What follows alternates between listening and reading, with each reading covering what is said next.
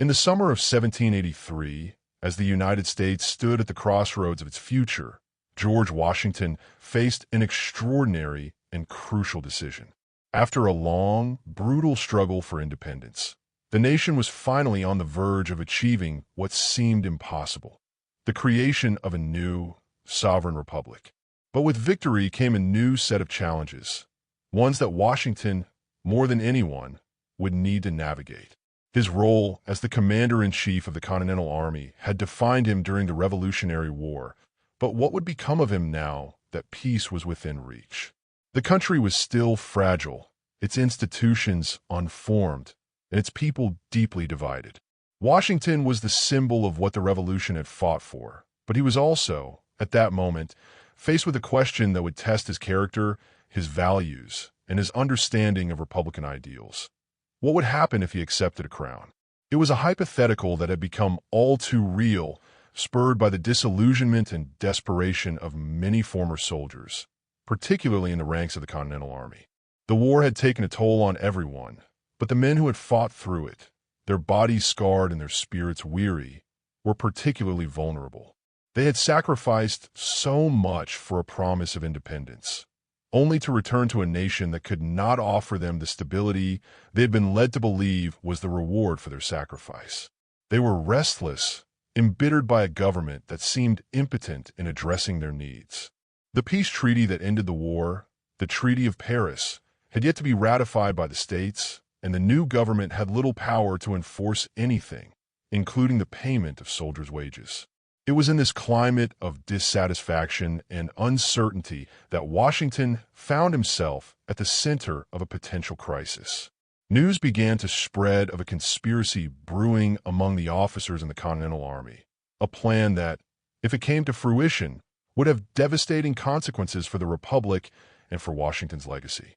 A group of disillusioned officers, led by Major General Horatio Gates, had begun to entertain the idea that the only solution to the nation's woes was a new form of government, one that could offer the stability they sought. For some, this idea had already taken root. What if Washington could be convinced to assume supreme power? The specter of monarchy seemed more and more attractive in the face of an ineffective Congress and a nation torn by debt, discontent, and division. In the midst of this, there was an emerging narrative, one that portrayed Washington as the logical choice to be the new leader. Washington had already demonstrated extraordinary leadership in the field during the war. His personal sacrifices, his unyielding commitment to the cause of independence, and his refusal to accept personal gain from his position had earned him not only the respect of his fellow officers, but the admiration of the nation. His character was beyond reproach. Wouldn't he be the natural choice to lead the country through its next phase? But Washington, ever the man of principle, had always rejected the idea of monarchy. He had no desire to become a king, no matter how dire the circumstances. He understood the dangers that such a path could pose to the fledgling republic. The United States had fought too hard and sacrificed too much to replace one tyrant with another. His vision for the nation was rooted in Republican ideals, the belief that power should rest in the hands of the people, not in a single individual. It was a vision that he had articulated time and time again from the very beginning of his leadership in the Continental Army. Washington's dedication to the cause of liberty and the founding principles of the United States was absolute. And yet, the weight of the situation was not lost on him. The discontent among the soldiers was real, and so was the prospect of a coup. Washington had to act, and quickly. The threat of a military takeover was real, and with it came the risk of the collapse of the entire revolutionary experiment. He needed to make it clear to his officers and to the country that his loyalty to the cause of liberty and to the principles of the revolution was unwavering. But what was he to do? How could he address a problem that was not only political but personal, one that was tied to his own identity and his sense of duty? How could he prevent the nation from falling into the same trap that had ensnared Europe, where power was consolidated in the hands of one individual and liberty was sacrificed in the name of order? Washington wrestled with these questions in the weeks leading up to what would become known as the Newburgh Conspiracy. It was in the midst of this turmoil that Washington's true character would be revealed. He understood the gravity of the moment. He knew that the fate of the nation and of the revolution hung in the balance. He also understood that, in the face of such a threat, the power of persuasion, of moral authority, would be more important than the power of arms.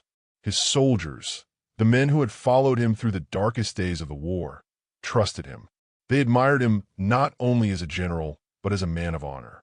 And it was that honor that would guide him through the crisis.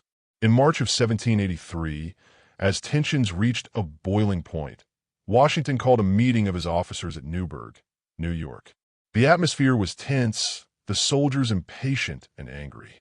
Many had been promised pay and land grants that had not been delivered. Some feared that their sacrifices in the war would go unrecognized, and the nation would return to the chaos of its pre-revolutionary state. Others, disillusioned by the failure of the Continental Congress to act, were ready to follow anyone who could offer them a solution, no matter the cost. The temptation to accept a new king was real, and the stakes had never been higher.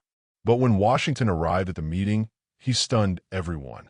With great dignity, he began by addressing the officers not as their commander, but as a fellow citizen.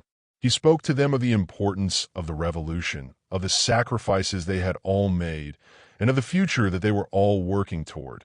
A future in which freedom and equality would be the cornerstones of the nation. But he also spoke candidly about the dangers of unchecked power. He reminded them that they had fought for liberty, not for tyranny, and that the United States would not become a monarchy, no matter the personal cost.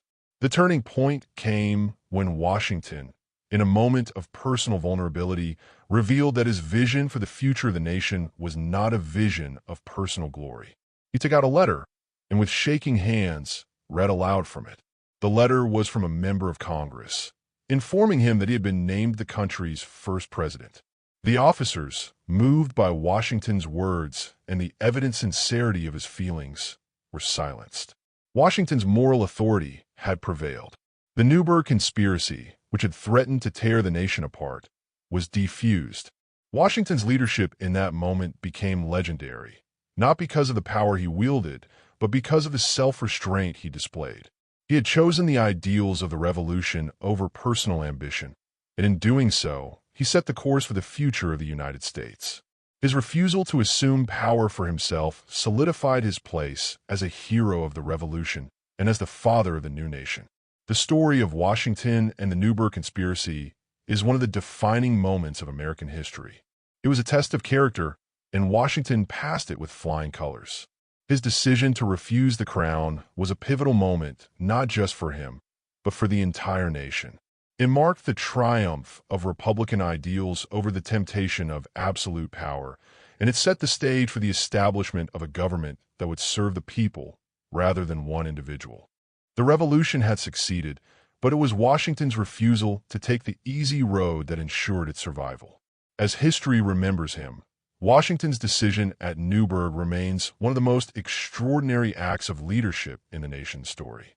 His willingness to relinquish power, to place the interests of the republic above his own, helped cement his place as a leader not only of a nation, but of an enduring ideal.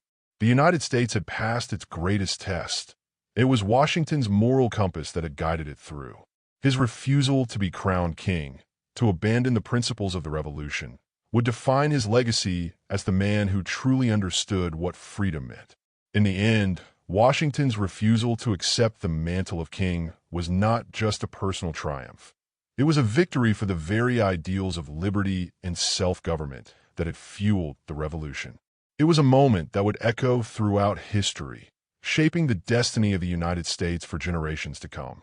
After the dramatic confrontation at Newburgh in 1783, George Washington's leadership was solidified not just in the eyes of his fellow officers, but in the hearts of the American people. His refusal to seize power for himself and his insistence on the principles of liberty and republicanism left an indelible mark on the fledgling nation. Yet, while his personal victory was undeniable, the young United States was far from stable.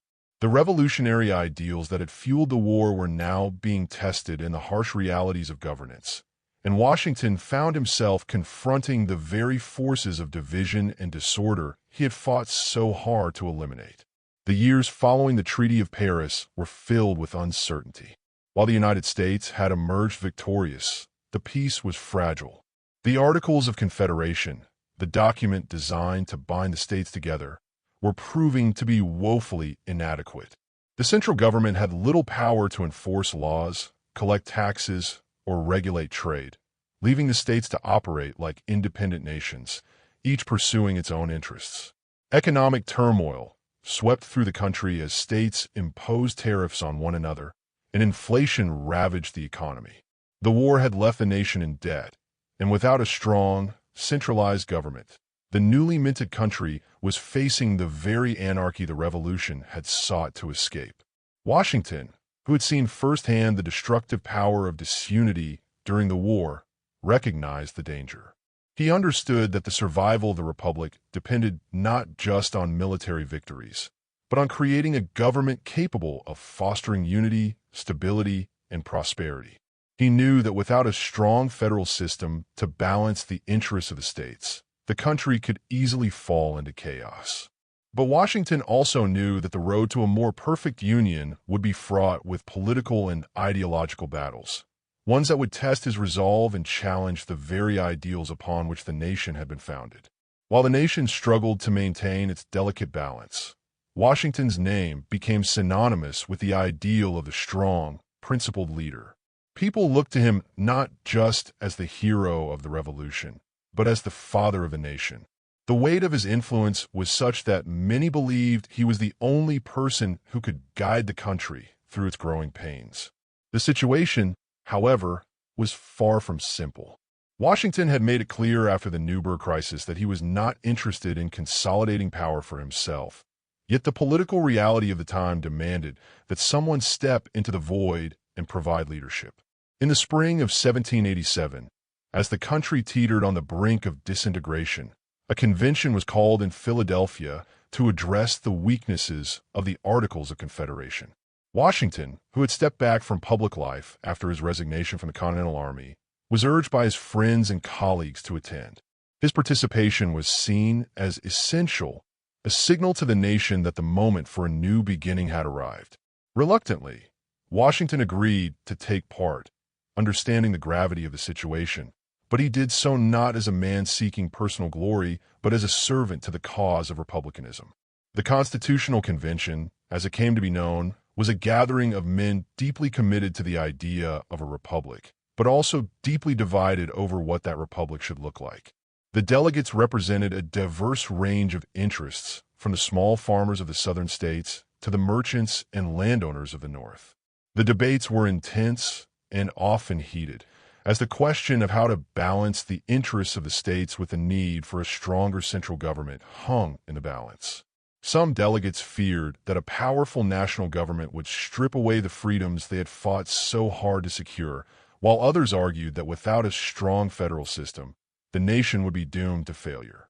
Throughout the proceedings, Washington remained a quiet but powerful presence.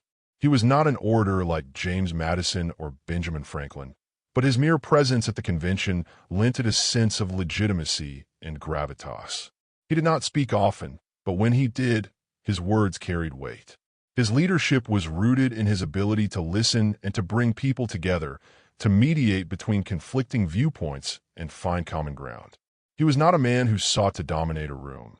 Instead, he sought to create an environment where others could speak freely, where ideas could be tested, and where compromise could be achieved.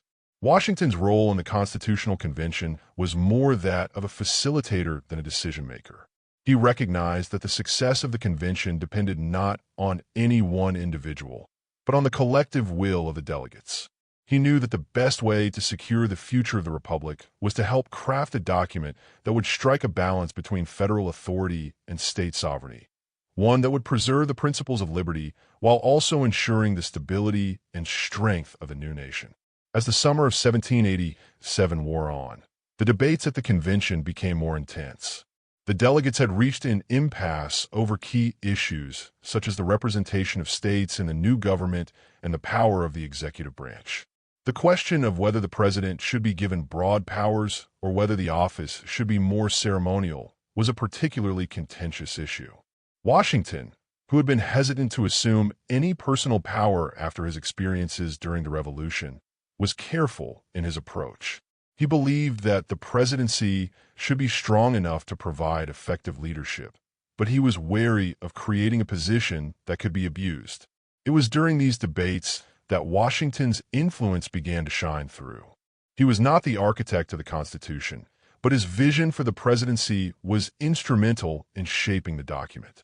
The presidency, as outlined in the Constitution, was designed to be a strong office with the ability to provide leadership in times of crisis, but it was also constrained by a system of checks and balances. Washington understood the importance of preventing any one individual from accumulating too much power, and he worked to ensure that the office of the president would be subject to oversight by both the legislature and the judiciary. This balance, he believed, was essential to preserving the republic. In September of 1787, after months of intense debate and negotiation, the Constitution was finally signed. The document represented a delicate compromise, one that balanced the need for a strong federal government with the desire to protect individual liberties. Washington, who had played such an important role in the success of the convention, was now faced with another critical decision. Should he accept the presidency? Many of his fellow delegates believed that he was the only person who could serve as the first president of the United States. The idea of Washington as the leader of the new republic had become a symbol of hope and stability, but Washington was hesitant. He had already demonstrated his willingness to step away from power, and the burden of the presidency seemed daunting. Ultimately, Washington's sense of duty and his commitment to the future of the nation led him to accept the office. In April 1789, he was unanimously elected as the first president of the United States. His decision to take on the mantle of leadership marked the beginning of a new era for the country, one in which the ideals of the Revolution would be tested not in battle, but in governance. Washington's presidency would be defined by his efforts to navigate the challenges of creating a new government, securing the nation's place in the world, and ensuring the survival of the Republican experiment. But even as he assumed office, Washington knew that the road ahead would not be easy. The United States was a fragile young nation, and the forces of division and dissent were never far from the surface. Washington's leadership would be tested time and again, not just by foreign threats, but by the complex and often contradictory forces within the nation itself. Yet, despite the challenges he would face, his decision to accept the presidency was a testament to his unwavering commitment to the principles of the Revolution. His leadership would shape the future of the United States, and his legacy as the nation's first president would set the standard for all who followed. In the end, Washington's journey was not just one of personal sacrifice and dedication, but of a larger vision for the future of the United States. He had fought for the independence of a nation, but it was his leadership in its infancy, his wisdom in navigating the birth of the Republic, that would define his legacy. His acceptance of the presidency marked the start of a new chapter in the story of America, one in which the ideals of liberty and self-government would be tested, refined, and ultimately fulfilled. As George Washington assumed the presidency of the United States in 1789, the weight of the office was immense, not only because he was the first to occupy it, but also because he knew that the survival of the new republic depended on how he navigated the challenges ahead. The Constitution, signed just a few months prior, was a delicate framework, one that sought to balance federal authority with state rights, power with restraint. Washington understood the precariousness of the situation. The nation was still in its infancy, its identity forming amid the challenges of governance, economic turmoil, and the ever-present threats of external intervention.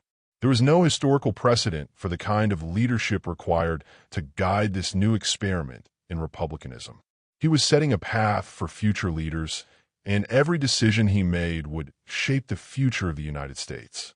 Washington's first task as president was to establish the foundations of the executive branch. The Constitution, while providing broad guidelines, left many crucial details unresolved. The office of the president was described as the chief executive. But what exactly did that entail? What powers should the president have? And where should the boundaries be drawn? These questions had no easy answers, and Washington was keenly aware that the decisions he made would have far-reaching implications, both for his presidency and for the republic itself. The first steps in Washington's presidency involved establishing the basic structures of the federal government. While the Constitution outlined the broad strokes of the government, it left many details to be worked out in practice. Washington had to decide on the formation of the executive departments, the establishment of a national judiciary, and the creation of a system for managing the nation's finances. Each decision was fraught with potential consequences, and Washington, ever the pragmatist, sought counsel from trusted advisors. One of the first and most significant decisions he made was the creation of the cabinet, a body of advisors who would help him manage the diverse and complex needs of the new government. Washington appointed a range of figures with varied expertise, including Alexander Hamilton, his former aide-de-camp during the Revolution, as Secretary of the Treasury, and Thomas Jefferson, his former political rival, as Secretary of State. The inclusion of Jefferson in the cabinet, despite their ideological differences, was a reflection of Washington's desire for balance. He understood that a government could not succeed if it did not represent a broad spectrum of thought and opinion. In his mind, the new nation could not afford the luxury of division, and it was his job to maintain the unity that had won the revolution. As the government began to take shape, the challenges of governance quickly became apparent. The nation was struggling with a staggering national debt, much of it from the War for Independence, and the question of how to address it was one of the first issues Washington's administration had to confront. Hamilton, a man of tremendous ambition and vision, advocated for a strong central government with the power to assume the state's debts. His plan was bold, proposing that the federal government take on the financial burdens of the states and establish a national bank that could centralize the country's financial operations. Hamilton believed that this would give the government the power to regulate the economy and establish creditworthiness, ensuring that the United States could stand on solid financial footing in the international arena. Jefferson, on the other hand, vehemently opposed Hamilton's plan, fearing that it would create a financial oligarchy, undermining the power of the states and threatening the agrarian way of life he so cherished. Jefferson's vision for the republic was one that favored a limited federal government and a nation of small farmers, believing that the strength of the country lay in its rural heartland, not in a centralized banking system that could potentially concentrate power in the hands of the elite.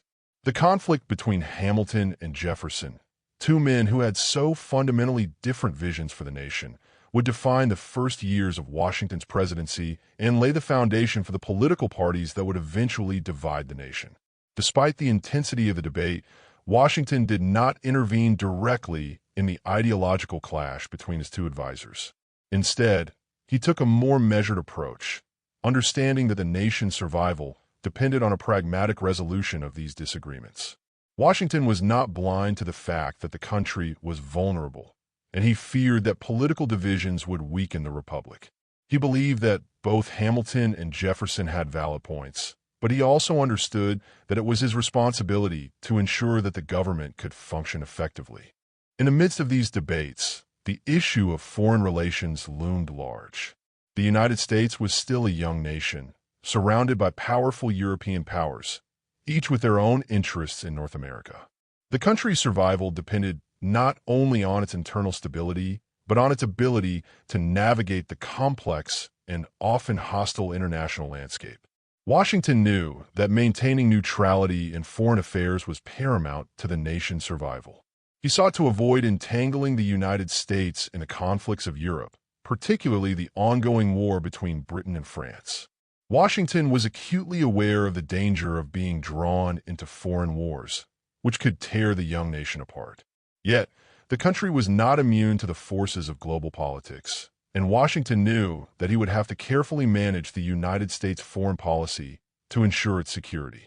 The question of what to do about the British, still entrenched in Canada and maintaining strong economic ties with their former colonies, was a pressing one. The Treaty of Paris had ended the war, but the British had not fully withdrawn from American territory. Their presence in the western frontier, coupled with their support of Native American tribes in their efforts to resist American expansion, remained a constant source of tension. At the same time, the United States had a growing relationship with France, which had been instrumental in helping the colonies win the war. Washington understood that the French Revolution, with its radical overtones, presented a new and dangerous challenge. The United States, still fragile and divided, could not afford to be dragged into the French Revolutionary conflict. In 1793, the outbreak of the war between Britain and France forced Washington to make a decision. The French, seeking American support, invoked the Treaty of Alliance signed during the Revolutionary War. But Washington, guided by his principle of neutrality, made the difficult decision to remain impartial. He issued the Neutrality Proclamation, declaring that the United States would not take sides in the European conflict. This decision was controversial, particularly among those who sympathized with France, but it was a critical moment in shaping the future of American foreign policy. Washington knew that the country's interests lay in its own survival, not in getting involved in European entanglements. The proclamation set a precedent for American foreign policy, one that would be adhered to for much of the 19th century. At the same time, Washington's presidency was marked by domestic challenges. The United States was experiencing a period of rapid westward expansion, and the government was grappling with how to manage this growth. The settlement of new territories, the question of how to integrate Native American tribes into the national fabric, and the rise of new economic systems all created challenges for the federal government. Washington, ever the pragmatist, understood that the government's ability to govern effectively depended on maintaining order and stability in the face of such expansion. Yet, despite these challenges, Washington remained a steady hand at the helm. His leadership during these early years of the Republic was marked by his commitment to unity and stability. He recognized that the future of the United States depended on forging a government that could rise above party politics and work toward the common good. Washington's leadership was not without its flaws. His decisions on foreign policy and domestic issues were not always popular, and his reliance on the wisdom of his advisors did not prevent deep divisions from emerging. But his commitment to the principles of republicanism, to the survival of the new nation, and to the ideals of liberty and equality never wavered. As the first president of the United States, Washington faced challenges unlike any other. The choices he made in those early years helped to define the Republic, creating a system of government that was as revolutionary as the country itself. Washington understood that his presidency was not simply about leading the nation through difficult times. It was about setting a precedent for future leaders to follow. His leadership was shaped by his unwavering belief in the principles of the Revolution, and his decisions, though often controversial, were always guided by a deep commitment to the nation's survival. Through it all, Washington remained steadfast. The country was far from perfect, but Washington's steady leadership and commitment to the ideals of the Revolution ensured that the United States would endure. His presidency marked the beginning of a new chapter in the nation's history, one that would see the young republic grow and mature, navigating the complex challenges of a new world order while remaining true to the ideals of liberty and self-government. Washington's role in this process was pivotal. His decisions set the course for the future of the United States, and his legacy as the nation's first president would shape the destiny of the Republic for generations to come. As George Washington entered the second year of his presidency in 1790, the fledgling United States began to take its first faltering steps toward true nationhood. The weight of his office was becoming more evident with each passing day. Washington had inherited a nation deeply divided, economically fragile, and politically nascent. His leadership was, in many ways, the glue that held the country together during this crucial period of its formation. Yet, with each challenge he faced, Washington was confronted by the reality that his role was more than simply ceremonial. He was tasked with steering a republic, one still in its infancy, through uncharted waters, without a clear model to follow. One of the most pressing issues Washington encountered was the question of the nation's financial health. The young country was burdened by immense debt, a legacy of the Revolutionary War, and the inability of the federal government to raise funds or even manage its own finances under the Articles of Confederation had only deepened the crisis. The national treasury was empty, and many states had their own debts, further complicating the financial landscape. The country needed to establish a system that would provide stability and credibility, both domestically and internationally. At the heart of this challenge was Alexander Hamilton, Washington's Secretary of the Treasury, whose vision for the financial future of the United States was as bold as it was controversial.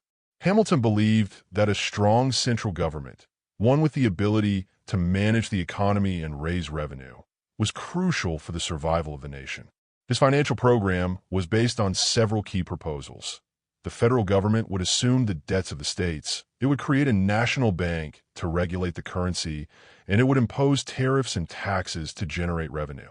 Hamilton's ideas were rooted in his belief in a strong central government, which he argued was necessary to create order and to protect the nation from internal instability and foreign intervention. He saw the national debt not as a burden, but as a means of uniting the country's interests and strengthening the federal government. The assumption of state debts, he argued, would bind the states to the federal government, giving them a vested interest in the success of the nation. The creation of a national bank, meanwhile, would provide the government with the financial tools it needed to manage the country's economy and regulate its credit. However, not everyone shared Hamilton's vision. Thomas Jefferson, Washington's Secretary of State and one of the leading figures of the opposition, was deeply suspicious of Hamilton's plans. Jefferson believed that Hamilton's approach concentrated too much power in the hands of the federal government, threatening the very ideals of republicanism that had fueled the Revolution. Jefferson feared that a national bank would create an economic aristocracy, placing too much control in the hands of a small, elite group of financiers, and undermining the agrarian economy that he saw as the backbone of the United States. Jefferson was committed to the idea that the strength of the country lay in its rural heartland, and he saw Hamilton's policies as a direct threat to that vision.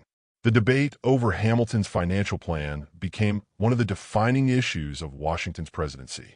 Washington, caught between the opposing forces of Hamilton and Jefferson, was in a difficult position. On one hand, he recognized the need for a strong national economy, one that could provide for the nation's defense, manage its debt, and secure its place in the world. On the other hand, he understood Jefferson's concerns about the concentration of power and the potential for federal overreach. Washington's leadership was tested as he sought to reconcile these competing visions. He recognized that the country could not afford to be paralyzed by ideological divisions, and so he took a measured approach, seeking to find a middle ground. In the end, it was Washington's support of Hamilton's plan, particularly the creation of a national bank, that won the day. Washington believed that the financial stability Hamilton proposed was necessary for the survival of the Republic. He saw it as a means of strengthening the central government while providing the necessary tools to manage the nation's finances. The bank was established in 1791, and Hamilton's financial program was largely enacted, though not without fierce opposition from Jefferson and his allies. As the debate over Hamilton's financial plan raged on, another issue began to dominate Washington's attention: foreign affairs. The United States, having fought for its independence from Britain, was now faced with the reality of being a small, vulnerable nation in a world dominated by powerful European empires. The French Revolution, which had begun in 1789, threatened to destabilize Europe and posed a significant challenge to Washington's policy of neutrality. The French Revolution, in its early stages, had been inspired by the same ideals of liberty and equality that had animated the American Revolution, and many Americans sympathized with the French cause. Jefferson, in particular, saw the French Revolution as a continuation of a struggle for freedom and independence, and he argued that the United States should support the French in their fight against the monarchy. But Washington, ever cautious, was not so easily swayed. He understood the risks of becoming entangled in European conflicts, particularly given the United States' precarious position. He also recognized that the French Revolution was evolving in unpredictable ways, with violence and radicalism replacing the idealism of its early days. In 1793, as war broke out between France and Britain, Washington was forced to make a decision. Should the United States honor its treaty obligations with France, or should it remain neutral? Washington's decision was to issue the Neutrality Proclamation, a declaration that the United States would not take sides in the European conflict. The proclamation was a bold and controversial move. It alienated many of the French sympathizers in the country, including Jefferson, who believed that the United States owed a debt to France for its support during the Revolutionary War. But Washington believed that the survival of the United States depended on maintaining its neutrality. The country was too weak, too divided, and too vulnerable to risk being drawn into a foreign war.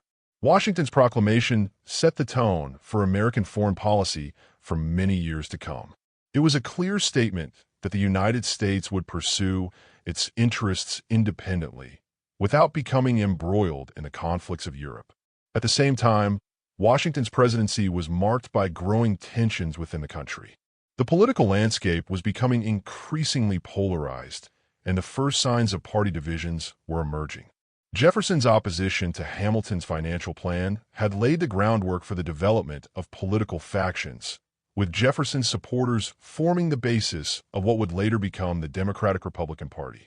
Hamilton's vision of a strong central government, on the other hand, found support among those who favored a more centralized approach to governance, laying the foundation for the Federalist Party. These early political divisions were not yet formalized into the two-party system that would dominate American politics in the 19th century, but they were already influencing the way Washington governed. Washington, however, was determined to remain above the fray. He had long believed in the idea of a government that transcended party politics, and he hoped to maintain unity and stability by keeping personal and ideological conflicts at bay. Yet, the growing political divisions were becoming impossible to ignore. The increasing polarization between Hamilton's Federalists and Jefferson's Democratic Republicans forced Washington into a difficult position. He had to choose whether to align himself with one faction or to remain neutral. Washington, ever cautious, continued to emphasize the importance of unity, but his attempts to stay above the political fray were increasingly challenged by the partisan nature of the political landscape. As Washington navigated these domestic and foreign challenges, his leadership was tested in ways he had never anticipated. His presidency, which began with the hope of creating a unified and stable republic, was becoming increasingly complicated by political and ideological divisions. Yet, despite these challenges, Washington's commitment to the survival of the republic remained unwavering. He understood that the nation was fragile, and he believed that it was his duty to provide steady leadership, even in the face of deepening political and economic divisions. By the time Washington reached the end of his second term in 1796, the United States was a different place. The financial system had been established, the country had avoided entanglement in European wars, and the framework for future governance had been laid. However, the political divisions that had emerged during his presidency were now entrenched, and the idea of unity was becoming increasingly elusive. Washington, aware of the growing factions and divisions, made the decision not to seek a third term, thus setting the precedent for future presidents to voluntarily step down after 2 terms. His farewell address, in which he warned against the dangers of political parties and foreign alliances, would become a defining moment in American history, offering a vision of a republic that remained true to its founding ideals. Washington's presidency, though fraught with challenges, laid the groundwork for the future of the United States. His leadership in navigating the early political, financial, and foreign challenges of the Republic would set a standard for generations to come. Though his time in office was marked by difficult decisions and mounting political divisions, Washington's dedication to the survival of the nation and his commitment to Republican ideals ensured that his legacy would endure and the nation would continue on its path toward becoming a global power. As George Washington entered the final years of his presidency, the challenges confronting the young United States were far from resolved. The Republic, now in its seventh year of independence, was still struggling to define itself both domestically and on the world stage. Washington, having set the tone for the new government, was acutely aware of the complexities of his role. His leadership had been instrumental in navigating the early political, economic, and foreign challenges. But with each passing year, the nation's future seemed more uncertain. The divisions within the country were deepening, and Washington could no longer remain above the fray. He knew that the success of the American experiment depended not just on maintaining the fragile unity he had worked so hard to build, but on guiding the nation through the next phase of its evolution, a phase that would demand even greater wisdom and discernment. One of the most significant developments in Washington's second term was the rise of political parties. When Washington first took office in 1789, he had hoped to avoid the bitter partisanship that had plagued European nations. He believed that a republic could be governed by reason and unity, where differing opinions were debated civilly for the common good.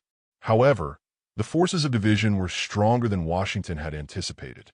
The ideological battle between Alexander Hamilton, the Secretary of the Treasury, and Thomas Jefferson, the Secretary of State, had given rise to two competing factions, and by the mid-1790s, these factions had solidified into what we would recognize today as the first political parties in the United States, the Federalists and the Democratic Republicans. The Federalists, led by Hamilton, favored a strong central government, a robust financial system, and closer ties with Britain. They believed that the United States should model itself after European powers like Britain, with a well-regulated economy and a strong military presence. The Democratic Republicans, on the other hand, were led by Jefferson and his ally James Madison. They advocated for a more limited federal government, greater power for the states, and closer relations with France. They feared that Hamilton's vision would lead to the creation of an aristocratic government that would undermine the ideals of the American Revolution. Washington, who had long tried to remain above these partisan conflicts, found himself increasingly drawn into them. He believed in the necessity of a strong, unified government, but also feared the rise of factions that could tear the country apart. His dilemma was compounded by the realization that both sides had valid points, though each represented an ideological extreme. While he was sympathetic to Jefferson's agrarian vision, he was also keenly aware of the need for a strong central government that could provide stability, maintain order, and protect the nation from external threats. Washington's challenge was to navigate this tension without allowing the country to be consumed by partisan warfare. One of the most significant events of Washington's second term was the struggle over foreign policy, particularly the issue of relations with France and Britain. The French Revolution, which had begun in 1789, was rapidly becoming a source of division within the United States. The French Revolution, at first hailed as a triumph of liberty, soon devolved into a bloody conflict marked by the rise of radical leaders and the Reign of Terror. The United States, having fought for its own independence from Britain, was torn between supporting France, its revolutionary ally, and maintaining good relations with Britain, the world's preeminent naval power. Jefferson and his allies sympathized with the French cause, seeing the revolution as an extension of the American struggle for liberty. They felt that the United States owed its success to France's military and financial support during the Revolutionary War, and they believed that a new American republic should stand in solidarity with the French people. On the other hand, Hamilton and the Federalists were deeply cautious about supporting France. The radical turn of the French Revolution, with its violent overthrow of the monarchy and its chaotic political developments, made them fear that such instability could be contagious. The Federalists also recognized that the United States, still fragile and young, was in no position to confront Britain, a far more powerful nation. Washington, who had always been wary of foreign entanglements, saw the risks of becoming embroiled in European conflicts. He believed that the United States, at this stage in its development, should remain neutral and avoid the chaos of Europe's political struggles. In 1793, as war broke out between Britain and France, Washington faced a pivotal decision.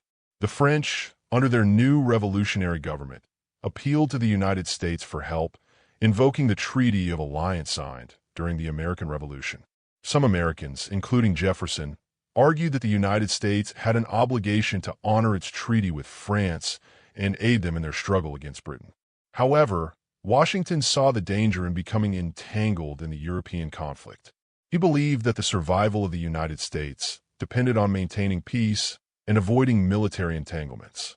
After much deliberation, Washington made the decision to issue the Neutrality Proclamation in April 1793, declaring that the United States would remain neutral in the conflict between France and Britain. The Neutrality Proclamation was one of the most important acts of Washington's presidency. It marked a significant departure from a more idealistic notions of foreign alliances that had inspired the American Revolution. Washington's decision to avoid involvement in the European War was not only a matter of national interest, but also a reflection of his understanding of the limitations of the United States as a new and fragile nation. He believed that the young republic could not afford to be dragged into foreign wars that would only serve to divide the country and drain its resources. The proclamation set a precedent for American foreign policy, one that emphasized neutrality and non-intervention in European affairs, a policy that would dominate American diplomacy for much of the 19th century. Despite Washington's efforts to maintain neutrality, his decision was not without controversy. The French, who had once been America's ally, felt betrayed by Washington's refusal to honor the Treaty of Alliance. French revolutionary supporters in the United States were furious, and Jefferson and his allies criticized Washington's stance, accusing him of abandoning France in its time of need. However, Washington stood firm in his decision, believing that the long-term interests of the United States lay in avoiding the entanglements of European politics. While Washington's foreign policy had succeeded in keeping the United States out of war, the growing political divisions at home threatened to destabilize the nation. The Federalists, who favored closer ties with Britain, found themselves at odds with Jefferson's Democratic Republicans, who championed the French cause. The animosity between these two factions was growing, and Washington feared that the country might be torn apart by the very parties he had hoped to avoid. As Washington's second term wore on, it became clear that the political divisions in the country were deepening. The 1794 Whiskey Rebellion, a revolt by farmers in western Pennsylvania who were protesting an excise tax on whiskey, highlighted the growing discontent in the countryside. The rebellion was quickly put down by federal troops, but it revealed the tensions between the federal government and the rural population, many of whom felt that the government was becoming too centralized and oppressive. The rise of political parties, the debate over foreign policy, and the growing divisions between rural and urban interests were all contributing to an atmosphere of political instability. Washington, ever the statesman, understood that the country needed a strong leader to hold it together. But he also knew that his time in office was coming to an end.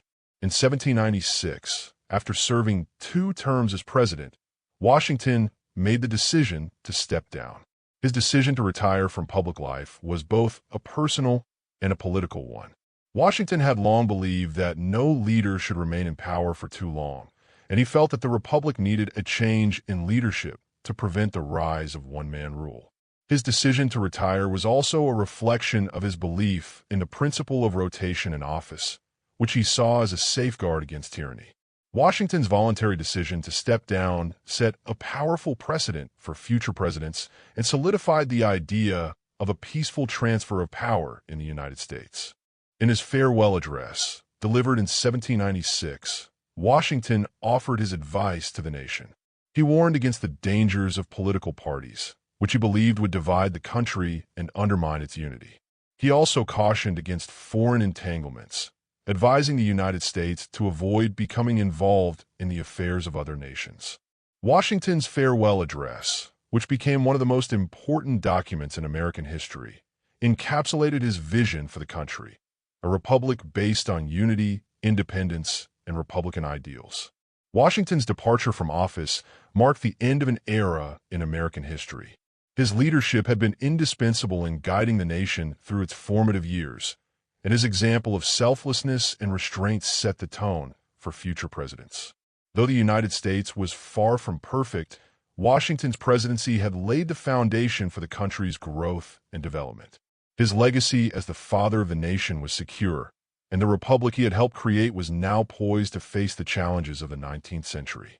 When Washington left office, the divisions between the two emerging political factions, the Federalists, led by Alexander Hamilton, and the Democratic Republicans, led by Thomas Jefferson, had deepened into a full-blown political rivalry. Washington had strived to keep these divisions at bay, but his second term had been marked by growing tensions, especially over foreign policy and the role of the federal government. As he left the stage, the United States stood divided along these lines, and it was unclear whether the fragile unity Washington had carefully nurtured could survive. The election of 1796, in which John Adams, a Federalist, succeeded Washington, was the first contested presidential election in the United States. The tensions between the two parties were palpable.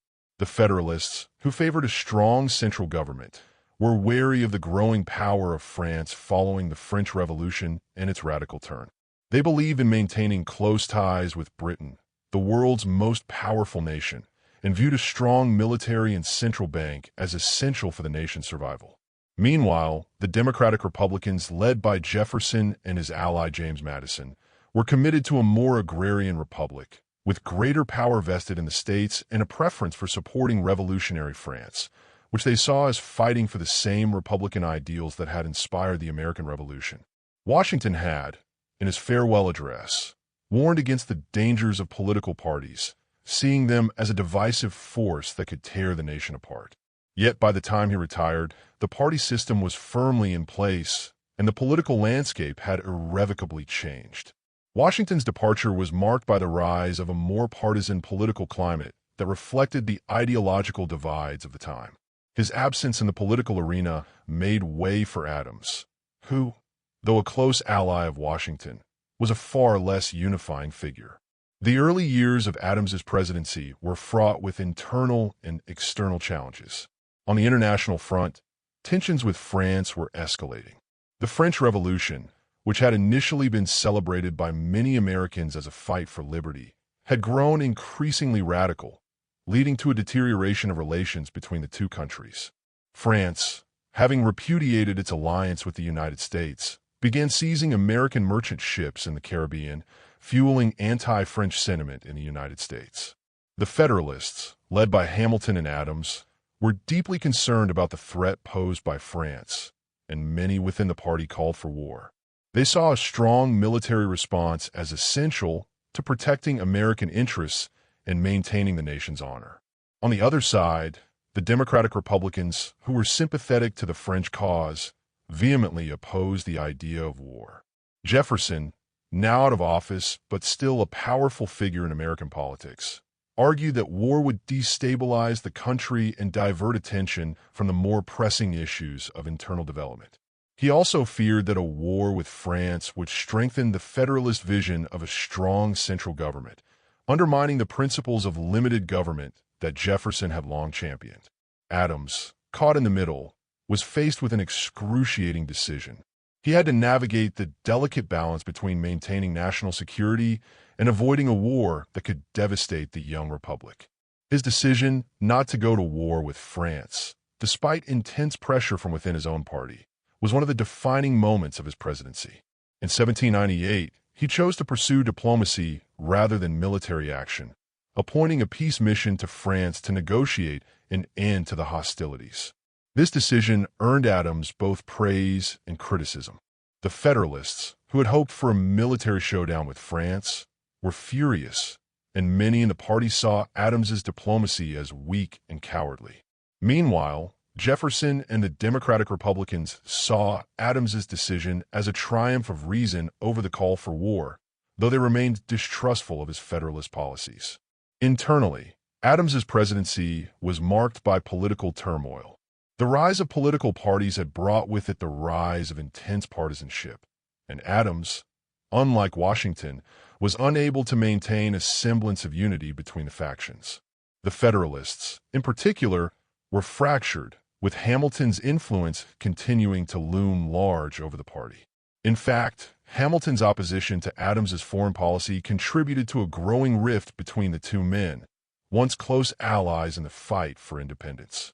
Hamilton and his supporters viewed Adams's reluctance to go to war with France as a betrayal of the Federalist cause.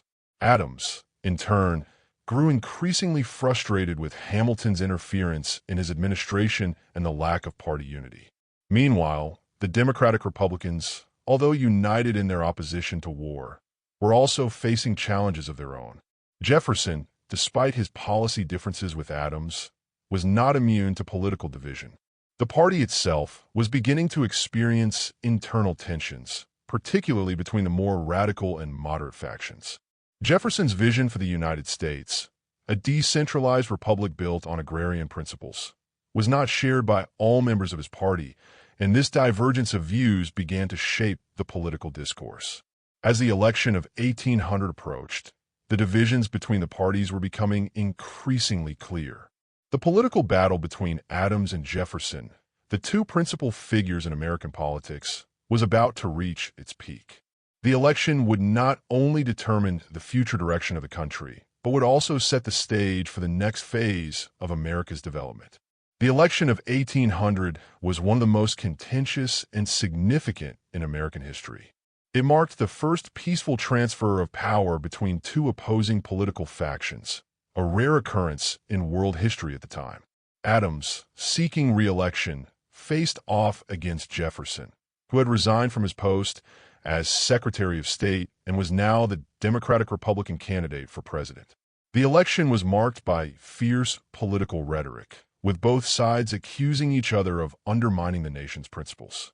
Adams was portrayed by his opponents as a monarchist, while Jefferson was labeled an atheist and an advocate of chaos. The campaign was bitter, and the outcome was uncertain until the very end. When the dust settled, Jefferson emerged victorious, but the result was far from clear-cut. The election had ended in a tie between Jefferson and his running mate, Aaron Burr, with each receiving 73 electoral votes. Under the Constitution, the tie had to be decided by the House of Representatives, which at the time was controlled by the Federalists. After days of deliberation and a fierce battle for influence within the Federalist Party, Jefferson was eventually chosen as the fourth president of the United States.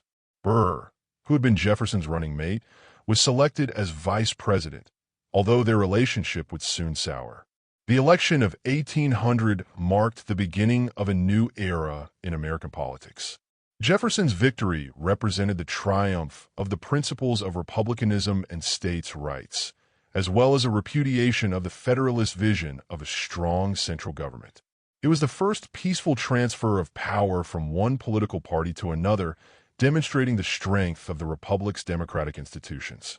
However, the election also highlighted the fragility of the country's political system. The fact that the election had been decided by the House of Representatives, rather than a direct vote of the people, underscored the imperfections of the system that Washington had helped establish. Jefferson's election marked the end of the Federalist dominance that had characterized the early years of the Republic. In his inaugural address, Jefferson sought to heal the divisions between the two parties, calling for a wise and frugal government, and promising to govern in the interest of all Americans, regardless of party affiliation. He also promised to reduce the size of the federal government, eliminate the national debt, and dismantle the military establishment that had been built up during the Adams administration. However, despite his rhetoric of unity, Jefferson's presidency would not be without its challenges. The partisan divisions that had characterized the nation's early years would continue to shape the political landscape, and the question of how to balance federal power with states' rights would remain a central issue in American politics. As Jefferson took office, he was keenly aware of the legacy of Washington, who had set the framework for the new republic. But the challenges ahead, both domestically and abroad, would force Jefferson to confront difficult decisions that would shape the future of the nation in ways Washington had never imagined. In the years that followed Washington's departure from office, the United States was forced to grapple with the political realities of a republic built on competing ideologies. Washington had done everything in his power to keep the nation united, but the political forces he had tried to suppress, factions, partisan loyalty, and ideological conflict, had become deeply embedded in the fabric of American politics. Even in retirement, Washington's influence loomed large, but the questions he had left unresolved would continue to divide the nation, testing the strength and resilience of the American Republic. As the dawn of the 19th century arrived, the United States found itself under new leadership, with Thomas Jefferson assuming the presidency in 1801. The nation, which had been shaped by the trials of revolution and the strong leadership of George Washington, now faced a new chapter in its evolution. Jefferson, with his vision of a limited government, an agrarian society, and greater autonomy for states, was a stark contrast to Washington's strong, centralized approach. The election of 1800, known as the Revolution of 1800, marked a dramatic shift in political direction from the Federalist ideals of Washington and Adams to the Democratic-Republican vision led by Jefferson. The peaceful transition of power from one political faction to another was a monumental moment in the nation's history, solidifying the foundations of American democracy. Jefferson entered office with a clear mandate to reduce the size and scope of the federal government. He believed that the United States was at its strongest when its government was decentralized, with power residing in the hands of the states and the people. In his first inaugural address, Jefferson sought to reassure the nation that he would govern with restraint, emphasizing that the will of the majority is the only true law of the land. He advocated for a government that was wise, frugal, and limited in its reach. Jefferson believed that America's future lay in its vast, untamed territories, where independent farmers could flourish and form the backbone of a nation. One of Jefferson's first acts as president was to reduce the size of the military and the national debt. He saw a strong standing army as a potential threat to republicanism, fearing that a large military establishment could be used to suppress the people and concentrate power in the hands of the federal government. In his mind, a small, well-regulated military was sufficient to defend the country, particularly given the nation's geographical isolation from the major European powers. Jefferson believed that the savings from reducing military expenditures could be used to pay down the national debt, which had been a lingering legacy from the Revolutionary War. The reduction of the national debt was one of Jefferson's key objectives, and he saw it as essential to ensuring that the government would not become a burden on future generations. The repeal of the Alien and Sedition Acts, which had been enacted by the Federalist-controlled government during John Adams's presidency, was another early victory for Jefferson. These acts, which had been designed to suppress political opposition and limit the rights of immigrants, were deeply unpopular and were seen as a direct attack on the freedoms guaranteed by the Bill of Rights. Jefferson, who had long been a champion of individual liberty, moved quickly to dismantle these laws and restore civil rights to the American people. The repeal of the Alien and Sedition Acts was symbolic of Jefferson's broader commitment to limiting the power of the federal government and protecting the rights of citizens. While Jefferson worked to reduce the size of the federal government, his administration was not without its challenges. One of the most significant challenges Jefferson faced was the question of how to deal with the expansion of the United States. The country was growing rapidly, both in terms of population and territory, and the issue of how to incorporate new lands into the Union was a complex and contentious one. Jefferson's vision of an agrarian republic, based on small, independent farmers, was increasingly at odds with the realities of a nation that was rapidly industrializing and urbanizing. As the nation expanded westward, tensions arose over issues such as slavery, Native American removal, and the relationship between the federal government and the new territories. The Louisiana Purchase of 1803 was one of Jefferson's most significant achievements as president. The purchase of the vast territory from France nearly doubled the size of the United States, giving the nation access to the rich resources of the Mississippi River Valley and the port of New Orleans. The acquisition of Louisiana was a crucial moment in the nation's expansion, as it opened up vast new territories for settlement and agriculture. However, the purchase also raised constitutional questions, as Jefferson had long been an advocate of strict constructionism, the belief that the federal government could only exercise powers explicitly granted by the Constitution. The The Constitution did not give the president the authority to acquire new territories, and many of Jefferson's political opponents argued that the Louisiana Purchase was an overreach of executive power. Jefferson, however, saw the purchase as a necessary step for the survival and growth of the Republic. He justified it by arguing that the acquisition was in the nation's best interest and that the Constitution's necessary and proper clause allowed the president to take actions that were essential to the country's welfare, even if they were not explicitly authorized by the Constitution. The Louisiana Purchase was a major success for Jefferson, securing his legacy as a president who had expanded the nation's territory and ensured its future prosperity. However, the acquisition also highlighted the contradictions in Jefferson's political philosophy. While he championed limited government, he was willing to expand presidential power when it suited the nation's interests.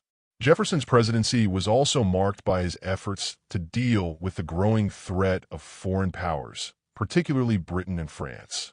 The Napoleonic Wars, which began in 1803, posed a significant challenge for the United States. Both Britain and France were eager to maintain their dominance over the seas, and American merchant ships found themselves caught in the crossfire of the ongoing conflict. The British, in particular, were engaging in the practice of impressment, forcibly recruiting American sailors into the British Navy. This practice angered many Americans and led to calls for war. However, Jefferson, ever the proponent of diplomacy, sought to avoid military conflict. Instead of going to war, Jefferson pursued a policy of economic retaliation. He implemented the Embargo Act of 1807, which prohibited American ships from trading with foreign nations. The goal of the embargo was to pressure Britain and France into respecting American neutrality by cutting off their access to American goods. Jefferson hoped that the embargo would force the European powers to change their policies without the need for war. However, the embargo was a disastrous failure. The American economy, particularly in New England, was devastated by the loss of trade, and the policy had little effect on Britain or France. In fact, the embargo only strengthened Britain's position, as they were able to find alternative sources of goods. The Embargo Act of 1807 ultimately became one of the most unpopular pieces of legislation in American history and was repealed in 1809, just before Jefferson left office.